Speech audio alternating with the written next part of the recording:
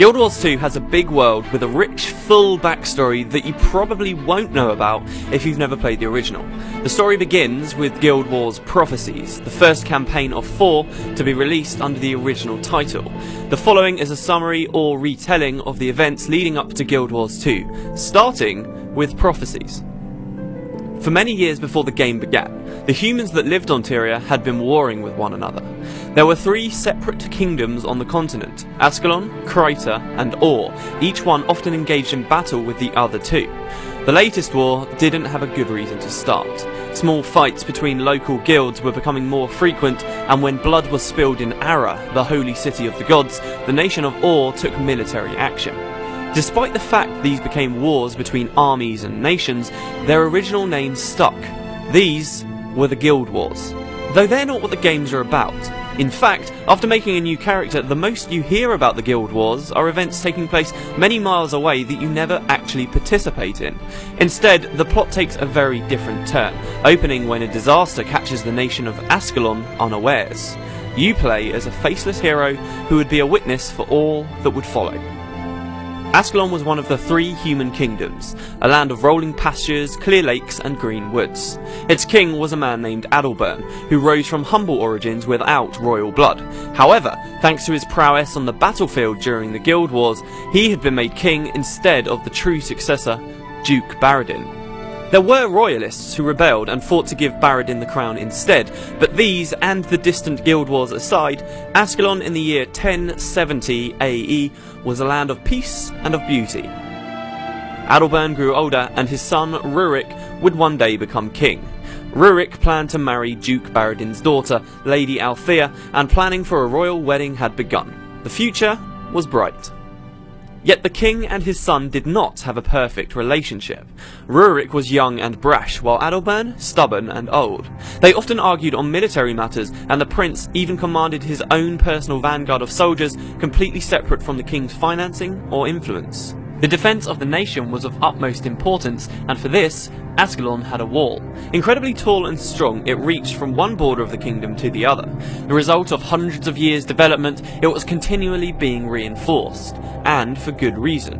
Like the Krytans to the west, the people of Ascalon had walked into something else's territory when originally arriving in that part of the world.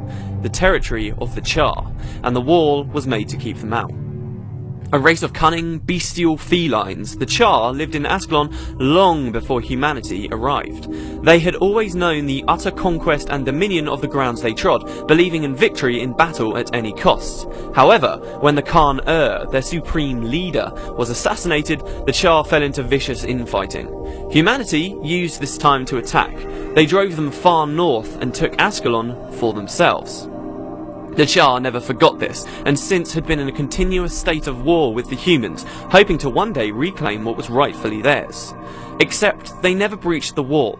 The Ascalonians had always held their ground, and in recent years the Char attacks had been fewer and further between. There were so few attacks, in fact, that humanity had begun to move north. Entire cities were constructed beyond the reach of the wall, and even Draskir, the capital of Ascalon, lay far beyond its protection.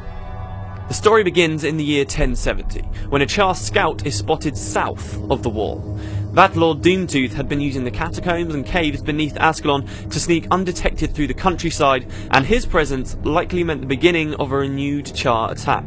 Rurik and his vanguard were quick to cut the Char down, but too slow to realise the danger Ascalon was in. The humans had always relied on their 5 gods for protection.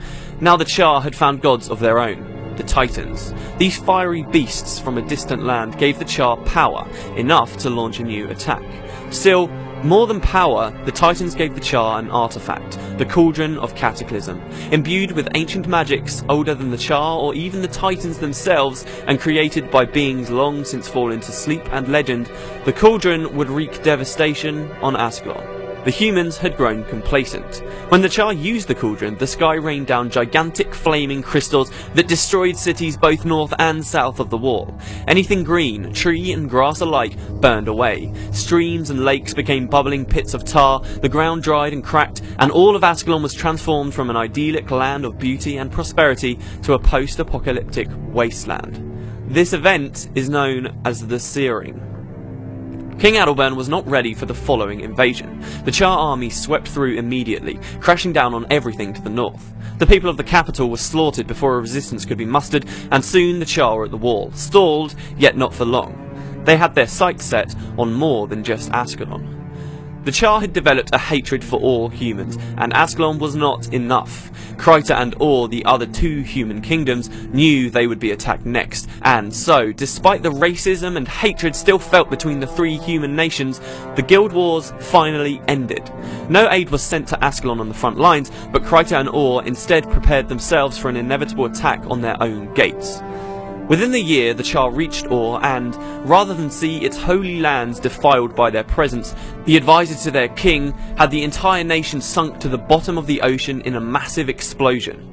This was an event known as the Cataclysm, which saw the loss of all of Or and the death of thousands in a single day.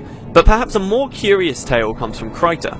This kingdom was faced by far more Char than they could possibly handle, and their king had abandoned them and fled the throne.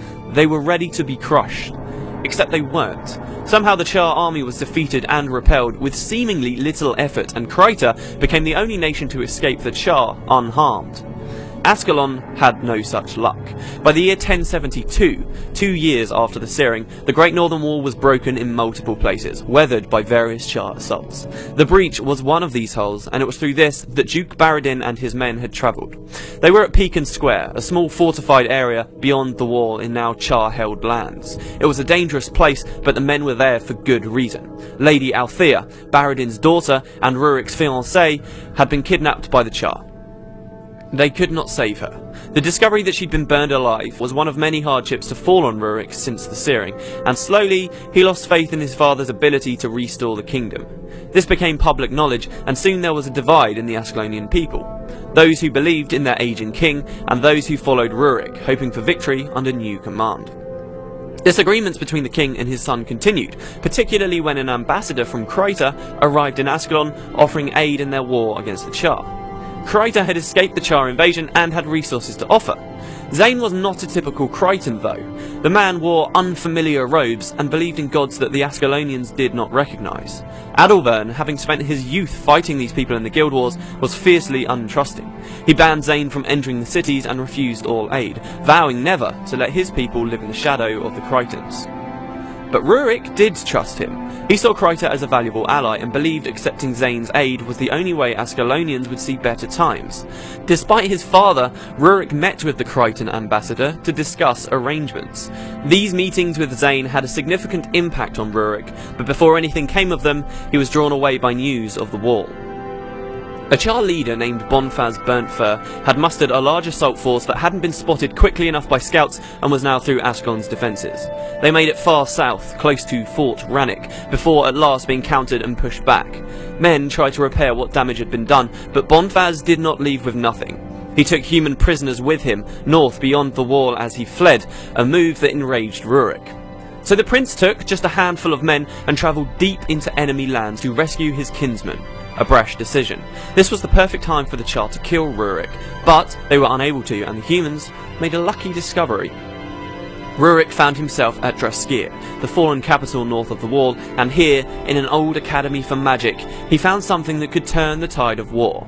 The mouthpiece of Stormcaller, a legendary horn said capable of saving Ascalon from defeat when blown. Unsure if it was their salvation, or a small victory too late, Rurik made his way to Rin, the new capital, where the horn could be blown. Unfortunately, in the meantime, Bonfaz had been busy, and Adalbern neglectful. When Rurik arrived in Rin, just days since his last departure, he found it sieged and in ruins, captured by the Char. Heedless, he blew Stormcaller, and the Char fires and effigies were put out in a sudden rain that turned the tide of battle. Slowly, they were defeated, and at last, Bonfaz himself was slain in Rin. Adalbern arrived and claimed great victory, but Rurik did not see it that way. Many Char were dead, but Rin was destroyed. Stormcaller had been used, but the Char would return. They could not win the war alone. So Rurik did what his father could never agree with. He accepted Zayn's offer of aid. Rurik called Adalbern a fool in public, claiming the king would lead his people to their death. Their relationship was already at breaking point, and this was the last straw. So for this, Adalbern exiled Rurik. Father and son would never meet again. Rurik took his vanguard and those loyal to him and made for Krita, thinking there waited safety and better times for his countrymen. He could never return once he left. The nation split, with some following Rurik and fleeing the land, the rest remaining with their aging king.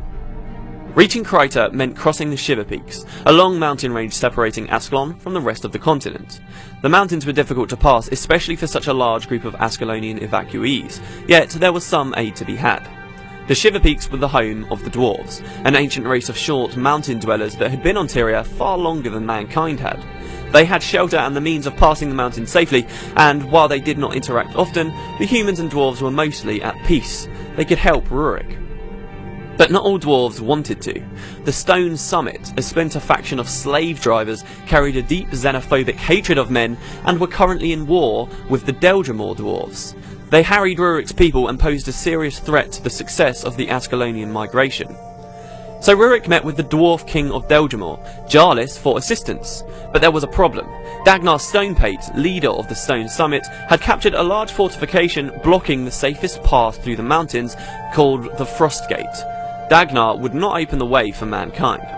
If Rurik wanted to see the evacuees make it to Krita rather than freeze on the Shiver Peaks, he needed to help Jarlis fight the Stone Summit. And this is what he did. Armed with the aid of Deldrimor, the Ascalonians caught the slavers off guard, breached their defences, and won the gate. But victory came at a price. Dagnar Stonepate refused to watch the defeat of his forces without taking something in return. So he came for Rurik. Rurik, who was, once again being brash and hard-headed, was stood alone, the last to pass through the gate. He was no match for Dagnar. The dwarf called down an avalanche that crushed Rurik beneath it, and, helpless, the prince, caught in a dwarven civil war that had nothing to do with the Char or his father, died beneath the snow with his sword by his side. The body was not recovered, and there was little time to mourn for the lost prince. He may have died, but Rurik did not fail his people. The refugees were through the gate, and the worst of it, with the help of his vanguard, the surviving men and women did make it to Krita. And this is really where the first chapter of the story ends, with a band of refugees who would later embark on an adventure across the world, looking down on their new home. You had joined Rurik's vanguard and seen it all happen, but there were still many more questions. How had Krita survived the Char invasion? What were the titans that the Char had begun to worship as gods? What exactly had happened at Or? Well, these are really all questions about the Flameseeker prophecies, what the game is actually named after, and we'll look at that next video. Thanks for watching.